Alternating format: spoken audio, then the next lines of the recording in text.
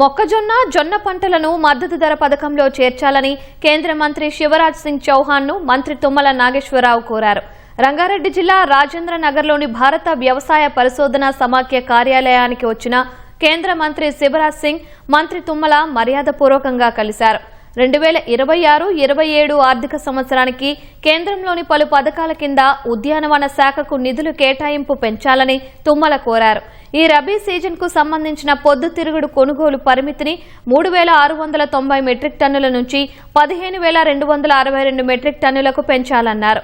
పామాయిల్పై ఉన్న దిగుమతి సుంకాన్ని పెంచేలా సంబంధిత మంత్రిత్వ శాఖతో మాట్లాడాలని శివరాజ్ సింగ్ చౌహాన్ కోరారు. మంత్రి తుమ్మల ప్రతిపాదనలపై శివరాజ్ సింగ్ చౌహాన్ సానుకూలంగా స్పందించారు.